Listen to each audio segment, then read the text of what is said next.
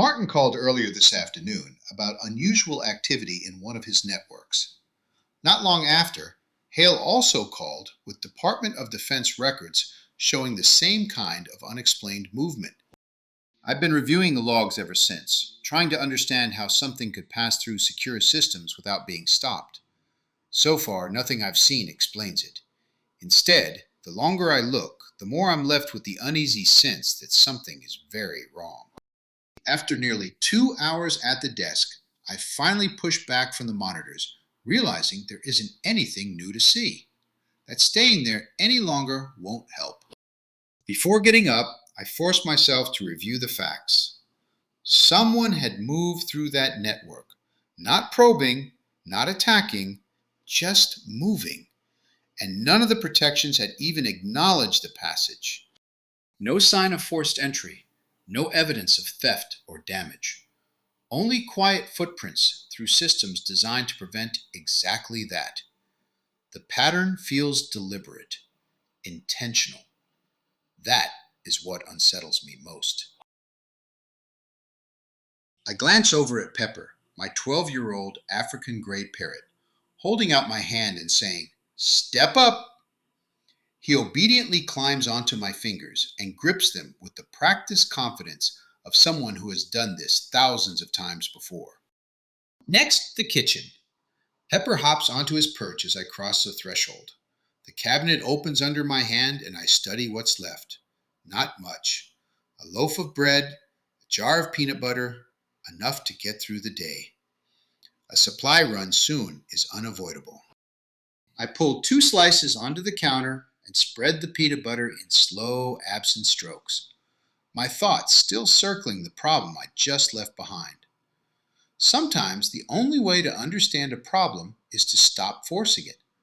A little distance has a way of revealing the shape of things. I finish making the sandwich and take a distracted bite while still standing at the kitchen counter.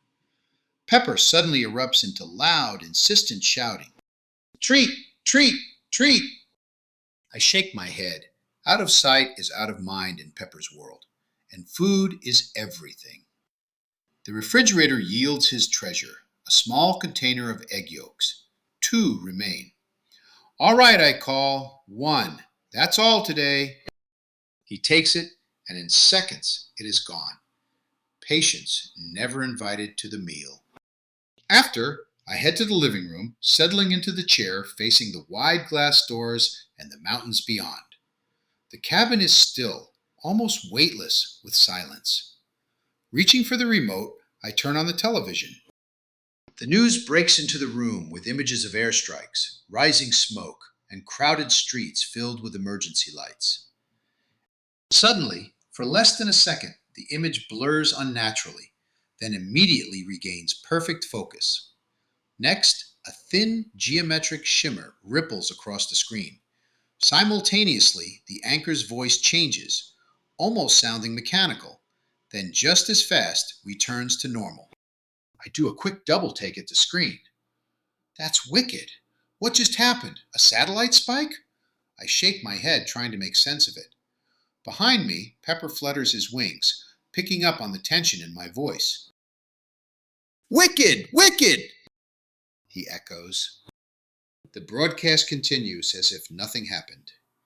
I keep watching for another moment, waiting for the signal to distort again. It doesn't. A few minutes later, I feel my phone vibrate, glancing down to see a message with Martin's name. The logs I have been waiting for have finally arrived. I finish the last bite of my sandwich, kill the TV, set the plate aside, and head for the office.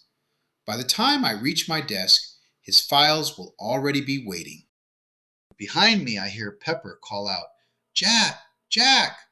in a tone that sounds less like mimicry and more like, "I'm coming! Wait for me!" I slow just enough for him to launch from his perch. He crosses the room in a quick burst of wings and lands on my shoulder with practiced ease. "All right," I murmur, continuing down the hallway. Together, we head back to the office, and the answers I hope to find there. Martin oversees security for one of my largest clients. Kessler Systems handles portions of the satellite relay backbone that feeds live international news coverage. If the anomalies appear in his network, they may already be reaching farther than I first assumed. I need to gain a better understanding of what's happening and what's causing it. My office looks exactly as I left it. Dim screen glow washing across scattered notes, equipment humming steadily in the background. Yet something about it feels different now. Not changed in any physical way. The difference is in what I think I'm beginning to understand. I take a steady breath, straighten my chair, and reach for the keyboard. The logs he sent begin to scroll across the screen. I recognize the pattern almost at once. It's the same behavior I saw in the DoD relay network. Silent movement through protected systems, leaving no trace of intrusion behind. Leading forward, I follow the sequence line by line. Whatever is inside his network behaves exactly the way it did in Hale's. There is no testing of boundaries, no search for weaknesses. It simply appears where it should not be, then continues on as if the barriers in its path do not exist. A slow breath leaves me as I ease back in the chair. This isn't an isolated anomaly. The behavior is repeating. The realization carries a quiet weight that is hard to ignore. The security architecture protecting Martin's network is familiar territory. I was part of the design team and have been responsible for keeping it running ever since. Every defensive layer, expected response, and system behavior is something I understand intimately. Nothing here is behaving the way it should. What first felt like an abstract puzzle now carries a more personal edge. This is no longer just an anomaly to analyze. It feels personal, a direct challenge to the systems I trust and the assumptions I've built my work on. My attention sharpens. Curiosity gives way to a more deliberate, controlled concern as I keep reading. The activity feels deliberate, moving with a timing I can't yet predict. Just like in the DoD system, there is evidence of an unidentified presence moving from subsystem to subsystem, from place to place, with no inhibitions. Just like moving from room to room, without doors or barriers. A flicker on one of the other monitors pulls my attention from the logs. A brief communication spike rises and vanishes before I can react. The signature is unmistakable. I keep my eyes on the display, replaying the moment in my mind. The pattern is too precise to dismiss, too familiar. I tell Pepper, that's the same spike again, and it's not random. If this is connected to what's moving through those systems, or even that distortion on the TV earlier, then the answers aren't in the old logs. I need to see it as it happens. My hands move across the keyboard almost without thought. I widen the capture window and strip away the smoothing filters so every fluctuation is recorded raw. Alert thresholds tighten.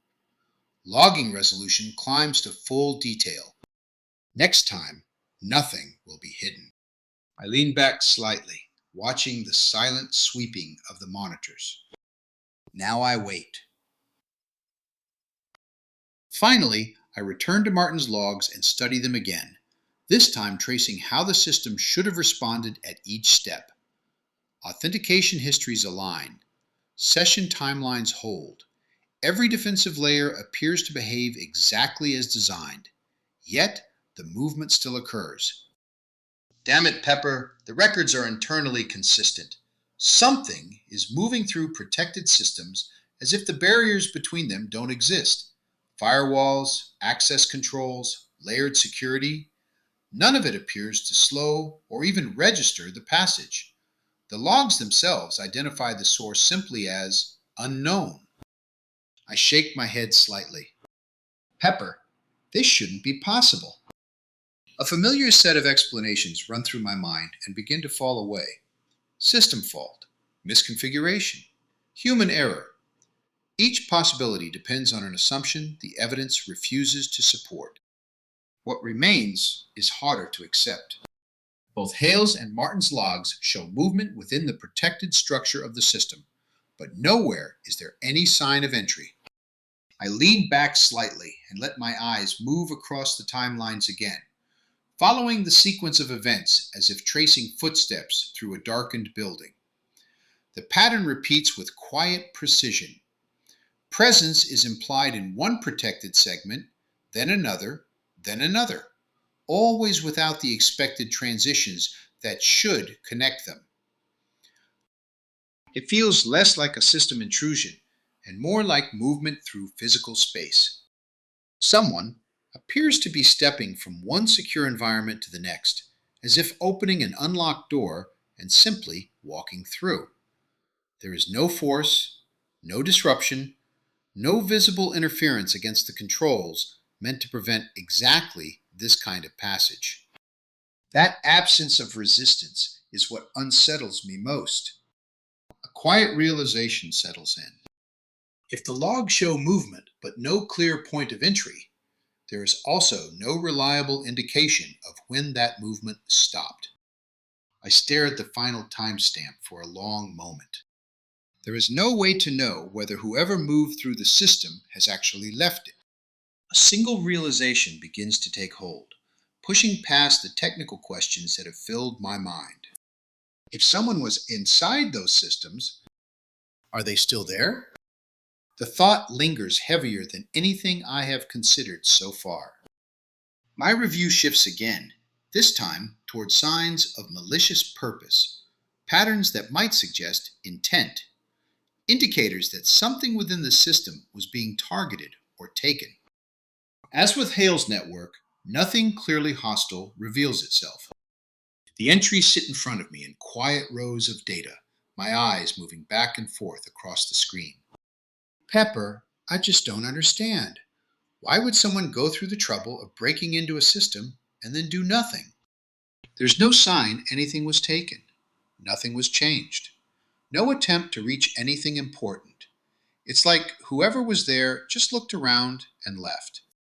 A slow breath escapes as frustration begins to build. I just don't get it. It doesn't make sense. Why would anyone bother to infiltrate a system and then do nothing? It just makes no sense. The thought lingers longer than I want it to. If someone was able to move through those systems without triggering a single defensive response, then every assumption I rely on about containment and control begins to feel less certain. The structures are still there, the protections still exist, yet the evidence suggests they may not matter in the way I have always believed. I force myself to step back from the screen. Hours have passed without my noticing. The room has grown dim, lit almost entirely by the cold glow of the monitors. My eyes ache. A dull pressure has begun to form behind my temples. Continuing like this will not produce better answers. I tell Pepper what I need now is distance, even if only for a short time. To take a break, clear my head, get some supplies, maybe some dinner in town. Rising from the chair and stretching, feeling the stiffness along my shoulders and neck. Pepper shifts his balance as I stand, then hops lightly to his perch next to my desk. He watches me in silence, head tilted, as if trying to decide whether I am leaving for minutes or for hours. Next, I move through the cabin, checking the doors and windows out of habit more than concern. Outside, the late afternoon light has begun to soften as I climb into the car. The investigation is still unresolved, but staring at the same data isn't going to change anything. Gravel crunches under the tires as the cabin falls away behind me. Then the car's speakers erupt with a sharp electronic tone. Communications satellite spike detected.